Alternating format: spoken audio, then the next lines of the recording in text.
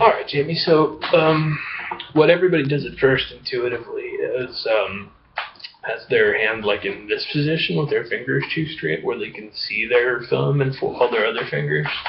What we're doing is we're going to have our thumb, laid on the parallel to the string. Like in our first couple chords, we're just going to be playing on strings 5, 4, 3, 2, and 1. And for a second, let's, just at home, which one's the 6th string, which one's the 1st string. 6th string is the low E, 1st string. And the ones you're actually bound to confuse in the long run are the 3rd string and the 4th string, because it's easy to go 6th, 5th, but so yeah, 1st, 2nd, 3rd, 4th, 5th, 6th string.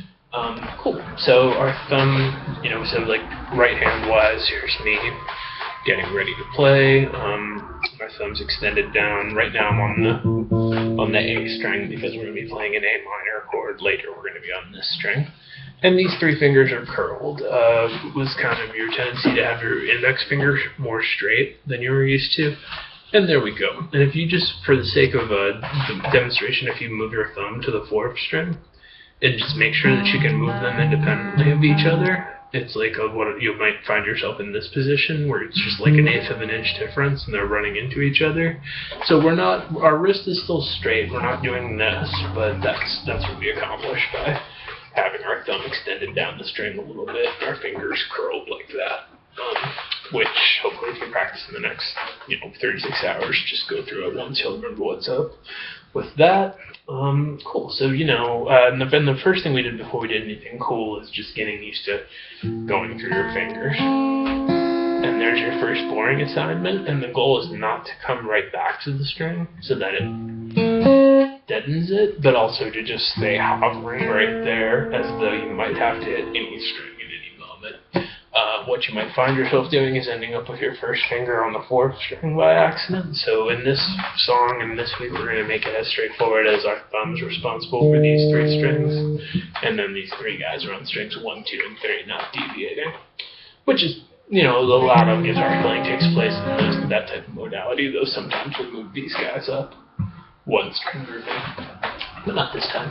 So without worrying about rhythm right now, you're just going, I can move my hand, don't loop it, and then we're going to go like REM, Everybody Hurts rhythm, for your first That Sounds Musical thing. And you can totally be pausing. The goal is just to stay in this good position and not be coming back to the strings, not having your thumb be sliding back this way as you pick. That's something you might find yourself doing, because what we all do at first is like that, so we can see our fingers. We can't see our fingers, but we're achieving this economy of motion by being in this position. So yeah, like, REM, Everybody Hurts rhythm. So yeah, get good at that. Go for like 2 until it gets easy, 2 until it gets easy. And then we're switching to G, which we have a new way to play this week. You have you can see G, similar shape. And before we actually got into our alternate bass song, this is the stuff on the first line. So now all that's going to change is that your thumb's going to move to the 6th string, because we're playing a G chord. And we're still just getting used to I'm moving my fingers.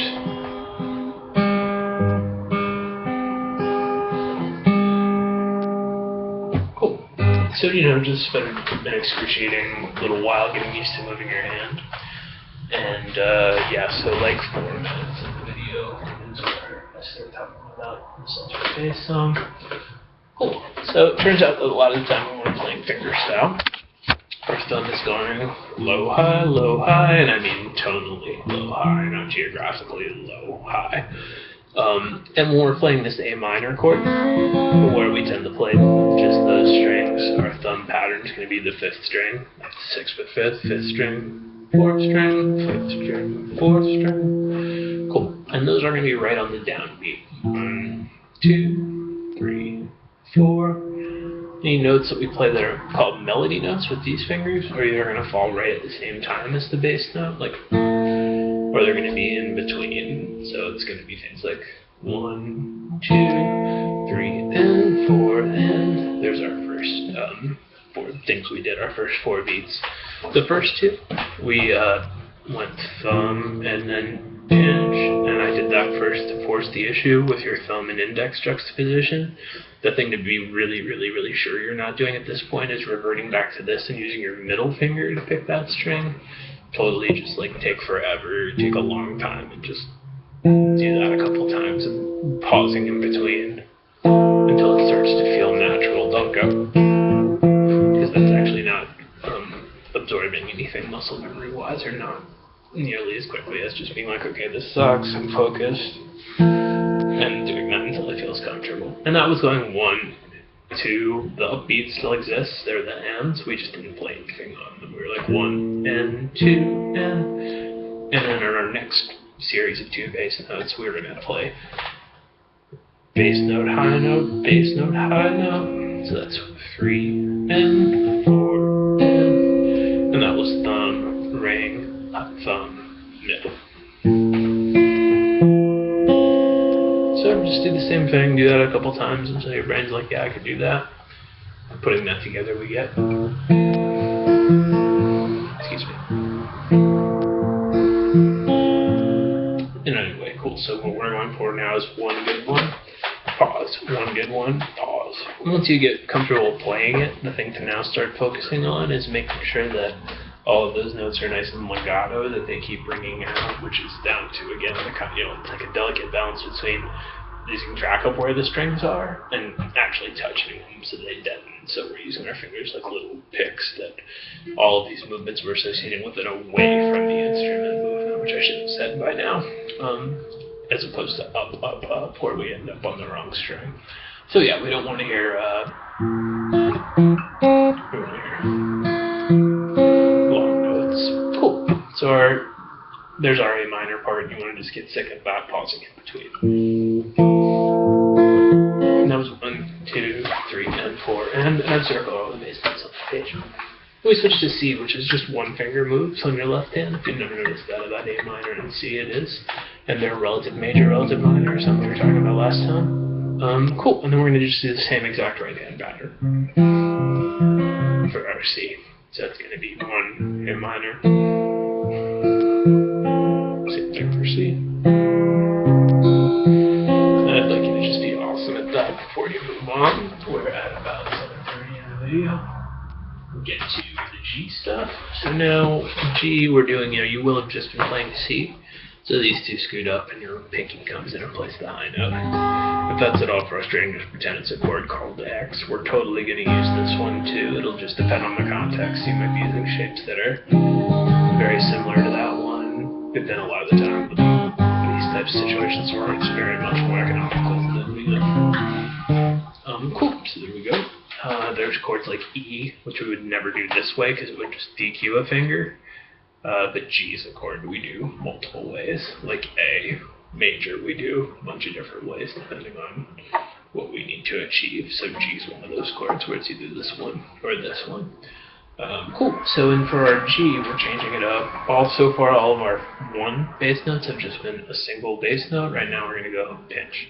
So our thumb's now going to be going 6th string, which is this one, and then the 4th string. So we've been going 5th, 4th, 5th, 4th. Now we're going to be going 6th, 4th, 6th, 4th. So just get a feel for doing that. It'll seem like a slight change from what you were doing. Cool. So beat 1, we're going to hit our thumb and index. Beat 2, just through thumb. And then so there's this 1, 2, and then 1, 3, and 4, and pardon me. Second half. Cool. So there we are. We're going to do that twice.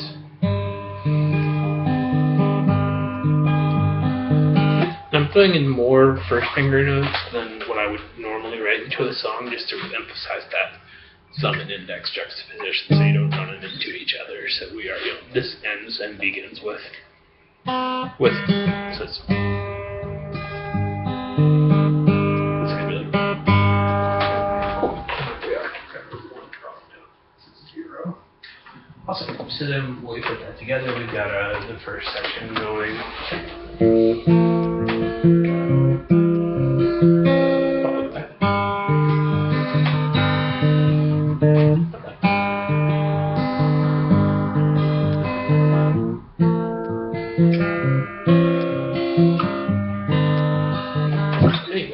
it, and just laboriously go through it really slowly.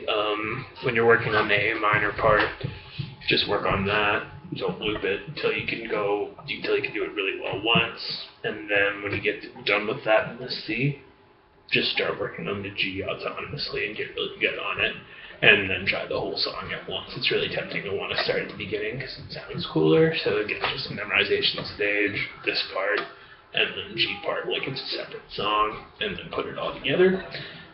There you are, Fingerstyle.